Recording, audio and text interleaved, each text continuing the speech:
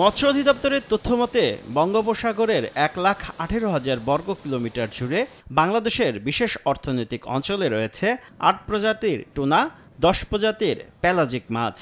এছাড়াও 36 প্রজাতির চিংড়িসহ আছে অন্যান্য জলজ সম্পদ। এই সম্পদের প্রকৃত পরিমাণ ও ইকোসিস্টেম সম্পর্কে জানতে বিশাল সমুদ্র অঞ্চলে 2018 সালে প্রথমবারের মতো জরিপ চালায় সরকার। এরই ধারাবাহিকতায় সম্প্রতি নরওয়ের সহযোগিতায় শেষ হয়েছে দ্বিতীয় জরিপ কার্যক্রম। মৎস্য অধিদপ্তরের কর্মকর্তারা বলছেন 30 নভেম্বর জানা যাবে ফলাফল, যার ভিত্তিতে সমুদ্র সম্পদ আহরণে করণীয় ঠিক করবে সরকার। আগামী 30 তারিখে আমাদের সর্বশেষ যে জরিপটা হয়েছে ডক্টর ফিটজফ ন্যানসেনের মাধ্যমে, সেটার ফলাফল আমরা প্রকাশ করা হবে 30 তারিখে। বাংলাদেশে বছরে 50 লাখ টন মাছ উৎপাদিত হয়। এর মধ্যে 6.5 লাখ টন আসে সমুদ্র থেকে। বর্তমানে সাগরে মাছ ধরছে 234টি বাণিজ্যিক জাহাজ।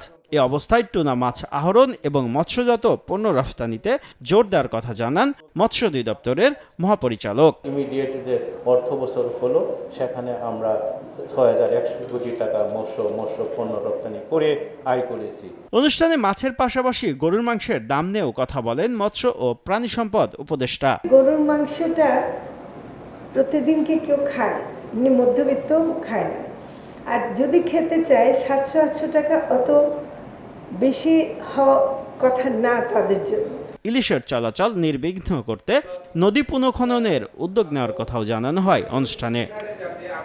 শুভ খান, সময় সংবাদ, ঢাকা।